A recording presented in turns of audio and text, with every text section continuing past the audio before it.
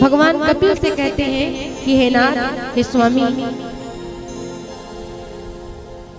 हम तो केवल जन्म लेकर इस पृथ्वी में आते हैं। सभी ध्यान पूर्वक सुनिएगा।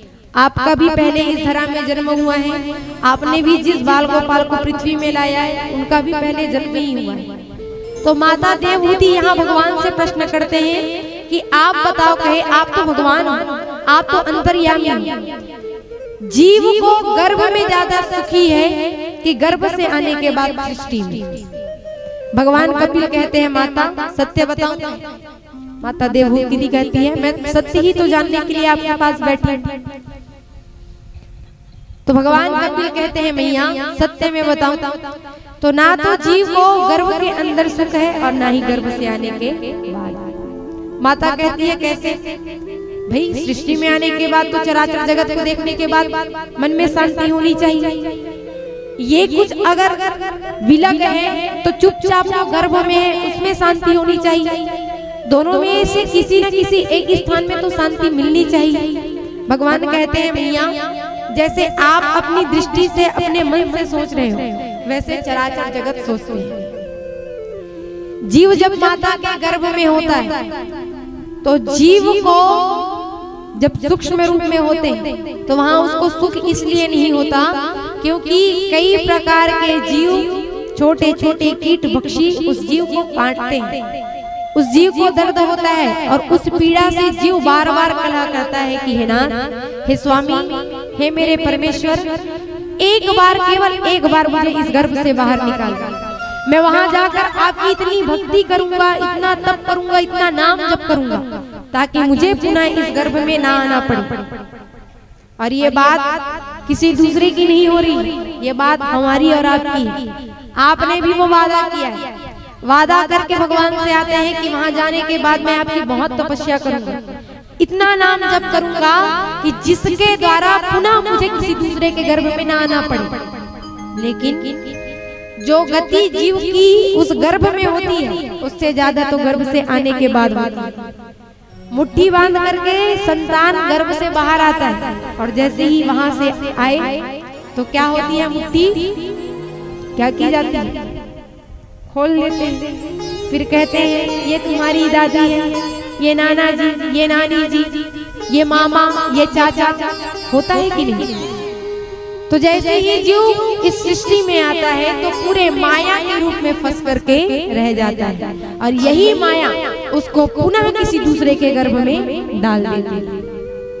तो जीव को ना तो गर्भ में सुखी है और ना ही यहाँ सृष्टि में आने के बाद। सृष्टि में आने के बाद तब सुखी होना चाहिए जीव को जब उसके जीवन में भगवान की भक्ति मिले।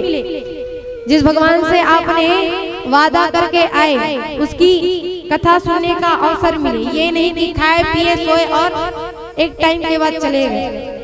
वो तो कोई साधारण पशु भी कर सकते हैं। मानव देह पाने का एक अंतिम छोर हम कहते हैं ना कि अंतिम लक्ष्य है। आने के पहले कहते हैं कि अंतिम छोर है, समझ जाओ और किसी श्रेष्ठ महापुरुष की चरण में जाकर के अपने जीवन का कल्याण करो। क्यों कहते हैं? क्योंकि ये अंतिम छोर है। आप चाहो तो अपने जीवन की गति को बना सकते हो और चाहो तो बिगाड़ सकते हो। बहुत सुंदर ये मार्ग है। तो जीव की गति गर्भ और बाहर सृष्टि के वर्णन को सुनाए। तो माता ने कहा फिर माया से हटने के लिए कौन सा रास्ता है?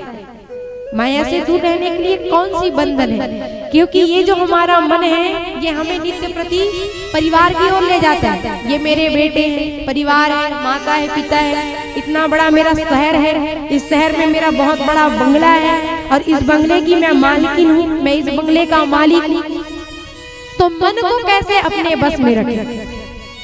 तो मन को अपने कंट्रोल में रखने के नियम, अपने बस में रखने के नियम श्री कपिल भगवान ने अपनी स्वयं की माता देवहूति को सुनाए कि देखो ये जो शरीर हमें मिला है ना, जो शरीर आपको मिला है, इस शरीर में 10 प्रकार की इंद्री है। 5 ज्ञान की इंद्री है, 5 कर्म की इंद्री। 5 कर्म की इंद्री कौन कौन से है? तो एक है आँख। आँख से आप देख सकते हो, जहाँ पर भगवान की कथा हो रही हो, भगवान की लीला का अपने नेत्रों से दर्शन कर सकते हो।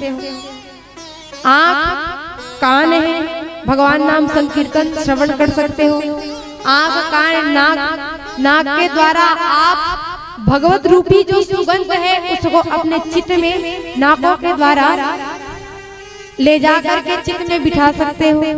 मुख है जिससे हरि नाम संकीर्तन गा सकते हो, और स्पर्श है जिसके द्वारा भक्ति का जैसे ही जीव को स्पर्श होता है, किसी ऋषि के पास जाओ, उसका अगर आपको स्पर्श हो जाए, उसका रज अगर मिल जाए, आप प्रणाम करने के लिए कैसे आतुरताई हो जाती है ना। तो स्पर्श इन सब के द्वारा भगवान नाम संकीर्तन प्राप्ति हो सकती है। और ये सब कब होगा?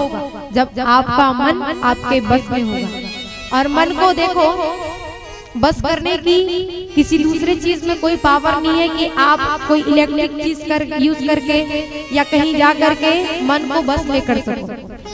मन को बस में करने की जो सार्थकता है वो केवल है भगवान के नाम में। 5 ज्ञान की इंद्री को, 5 कर्म की इंद्री को अगर जो कंट्रोल करके रख सकता है वो है मन। और मन को आप चाहो तो भगवान में लगा सकते हो, तब जाकर के ये 10 इंद्री भगवान की ओर दौड़ेगी।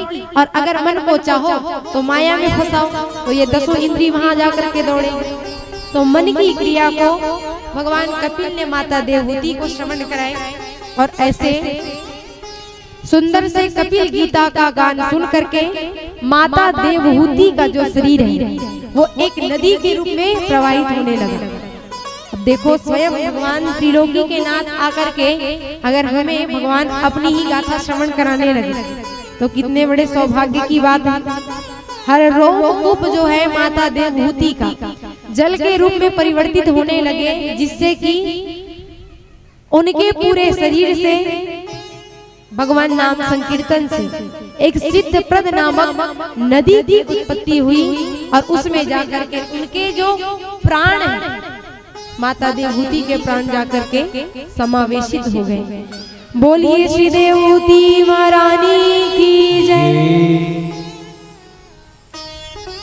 ऐसे भगवान ने माता देवहूति को सुंदर से कपिल गीता का उपाख्यान देकर के माया से दूर हटा करके अपने चरणारविंदों तक लाए।